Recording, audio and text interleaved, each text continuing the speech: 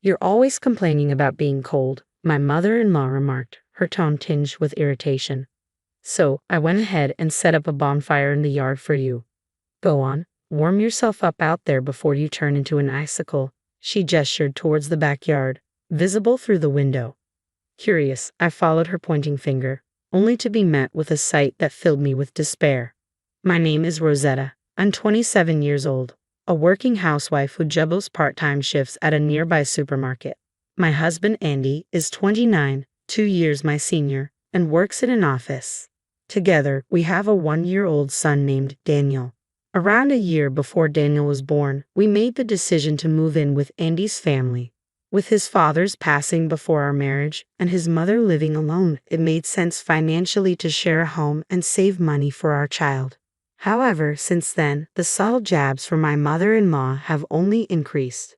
After giving birth, I took a step back from my job to focus on Daniel.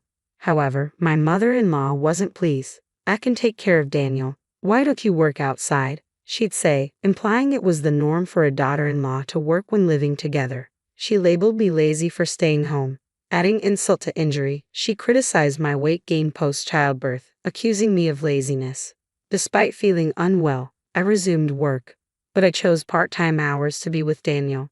Yet my mother-in-law wasn't satisfied. Can't you work more? She'd demand. I could, but Daniel was still young, and I yearned for more time with him. However, expressing this only earned me more disdain. Oh, are you implying dissatisfaction with my care? I raised Andy. I can raise a child better than you, who fell ill right after childbirth. Just work longer hours, she'd retort. I felt overwhelmed by her attitude, so I confided in Andy. Hoping for support, I explained, she wants me to work more, but I don't want to sacrifice time with Daniel.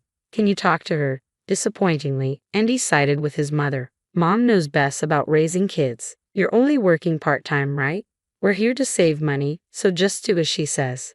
Besides, you hadn't lost your post-pregnancy weight, he scoffed, echoing my mother-in-law's criticisms and urging me to work harder.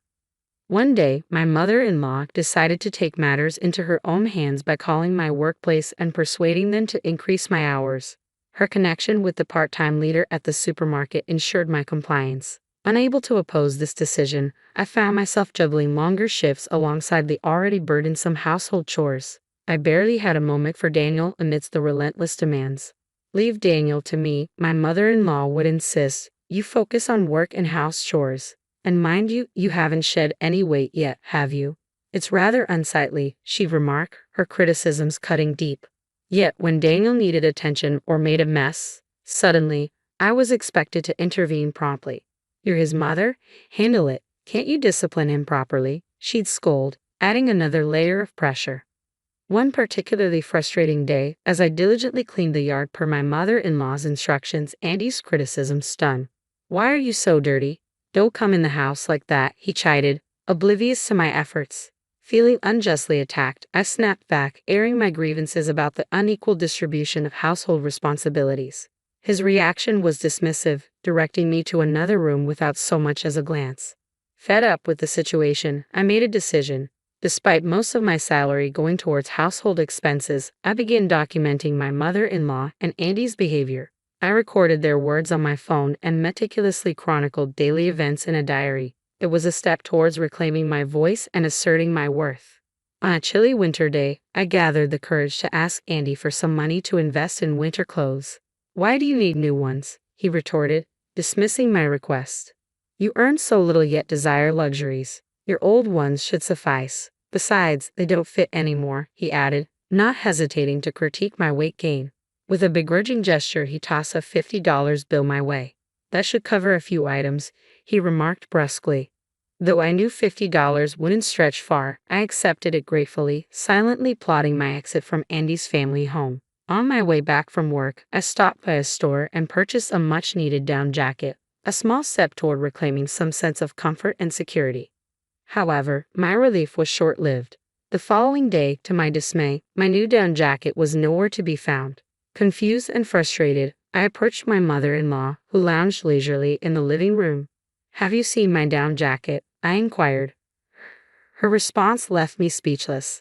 Oh, I assumed you didn't need it anymore, so I got rid of it, she remarked casually. What? I just bought it yesterday, I exclaimed incredulously. Her nonchalant reply only added insult to injury. Did you? I must have placed it in the shed outside. Why don't you go and check? Hastily, I dashed to the shed, my heart sinking as I found my new jacket discarded amidst the refuse. Despite the biting cold, I attempted to salvage it, but the stench lingered stubbornly. Knowing that burning it indoors would only invite more complaints from my mother-in-law and Andy, I resolved to hand-wash it in the dead of night, hoping to conceal the evidence of its mishap. The next day brought another devastating discovery. Returning home from work, I noticed an eerie emptiness in my bedroom. All the drawers on the shelf that housed my clothes were devoid of their contents. My wardrobe had been stripped bare. Racing to confront my mother-in-law, I demanded answers. Where are my clothes? I implored. Her response hit me like a blow. You bought new ones, didn't you? So repurpose your old, dirty clothes into rags for cleaning. Now you can contribute to the household chores, she retorted callously. My heart sank further as I opened the cleaning closet, confirming her words. There, amidst the cleaning supplies, lay rags fashioned from my discarded garments. And as if her cruelty knew no bounds, I noticed my jacket, which had been left out to dry on the balcony, was now missing. You're always complaining about being cold, my mother-in-law interjected, her tone laced with false concern. So, I took the liberty of lighting a bonfire for you in the yard. With a slight, insincere smile, she motioned towards the garden outside my window, where flames danced in the fire pit. Peering outside, I watched in disbelief as shreds of my jacket fluttered in the wind. You burned my clothes. How am I supposed to survive this winter? I protested, my voice trembling with outrage. But my mother-in-law remained indifferent to my distress. You're chubby, so you'll be fine, she quipped callously before sauntering away, a smirk playing on her lips. I was left speechless, grappling with a mixture of fury and despair. With trembling hands, I hastily gathered my essentials. My diary, phone, and precious Daniel wrapped snugly in my only remaining coat. Ignoring the biting cold, I fled from Andy's house, clad only in a thin t-shirt, as heavy snowflakes cascaded around me. Panic surged through me as I realized the gravity of my situation. Thankfully, a compassionate neighbor, who had always harbored suspicions about my strained relationship with my mother-in-law, came to my aid. Despite the tension between them, this neighbor had remained vigilant, concerned for my well-being since the day I moved in with Andy's family. Recognizing the signs of distress, they offered me refuge and swiftly transported me to my parents' home, an hour away. Upon my arrival, my mother's eyes widened in alarm at the sight of my scant attire. Why are you dressed like that? Are you feeling unwell? Is it too warm in the car? She fretted, her concern palpable. Forced to flee Andy's household, I found myself in a dire situation. My clothes reduced to rags, my new jacket consumed by flames. All along, I had been meticulously gathering evidence for what I hoped would be a favorable divorce, but the threat to my safety became too palpable to ignore. With Daniel snugly wrapped in a coat, mercifully asleep, I fled, tears of relief streaming down my face at the thought that my mother-in-law hadn't wrested him from my arms. My mother, recognizing the urgency of my plight, sprang into action, rallying support. She swiftly reached out to my father and another individual whose intervention would prove crucial in the days to come. The following day brought a glimmer of hope in the form of unexpected aid. Responding to my mother's urgent call, my father-in-law's mother, whom we affectionately referred to as Grandma, arrived at our doorstep. As it turned out, my father and Andy's late father had shared a deep bond, and Grandma, despite the passing years, had maintained ties with my family. Our connection through these familial bonds had initially brought Andy and me together, forging the path to our marriage. Before our union, Auntie, Grandma's daughter and Andy's mother, had exuded warmth and kindness towards my parents. However, the relentless pressure and harassment from Andy's mother gradually tainted Andy's demeanor, transforming his once affable nature into cold indifference towards me. As I laid out the evidence before Grandma, her fury mirrored that of my parents. Without hesitation, she sprang into action, swiftly contacting a lawyer to initiate divorce proceedings.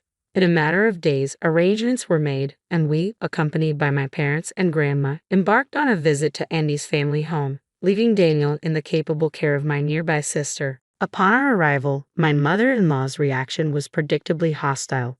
"Where's Daniel, you kidnappers?" she bellowed as she stormed out of the house. However, Grandma, undeterred, stepped forward to challenge her accusation. Who are you calling the kidnapper, you money grubber? She retorted, her voice dripping with disdain. Andy, apparently having taken time off work for the occasion, joined us as we gathered to discuss the impending divorce, Daniel's custody, and the fate of the family property. As tensions simmered, the lawyer laid out the plan. We're here to address Rosetta and Andy's divorce, determine custody arrangements for Daniel, and discuss the sale of this property, he announced solemnly. Andy scoffed at the notion of selling the property. What do you mean by selling the land? It's Dad's ancestral home, and Mom inherited it. You can't just sell it, he interjected derisively. The lawyer, however, remained unfazed, presenting a document outlining the overdue land rent payments spanning several years since Andy's father's passing. While the building may be under Andy's mother's ownership, the land itself belongs to Andy's father's family, the lawyer explained calmly. We've been lenient regarding the unpaid land rent, but now it's time to settle the debt and proceed with the sale. The document detailed the accumulated rent for the land over several years following the passing of my father-in-law. As my mother-in-law scanned the figures, a look of shock crossed her face.